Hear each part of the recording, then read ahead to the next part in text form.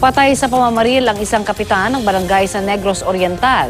Nahulikam naman ang pagtangay ng isang menor de edad sa pitaka ng isang lalaki sa Aklan. Ang mainit na balita hatid ni Katrina Son.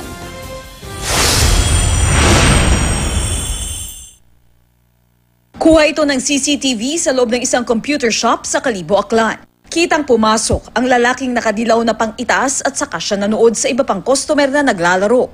Maya-maya, pumunta na siya sa bakanteng upuan. Hindi niya napansin, nahulog pala ang kanyang pitaka habang naglalakad. Nakita yan ng isa pang customer, pero imbes na ibalik sa may-ari, pasimple niya itong dinampot at tinangay. Kalaunan, nahuli rin ang sospek na menor de edad pala.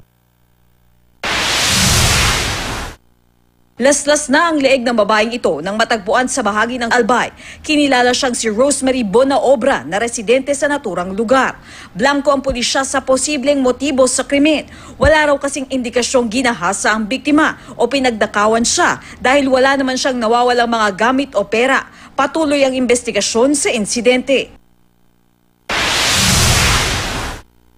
Sa pamamaril naman, napatay ang isang kapitan ng barangay Santa Catalina, Negros Oriental. Mga tama ng bala sa katawan ang agad ikinamatay ng biktimang kinilalang si Samuel Ragay.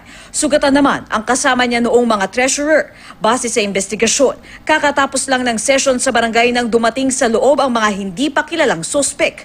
Posible raw na politika ang motibo sa krimen ayon sa pulisya. Katrina Son, GMA News.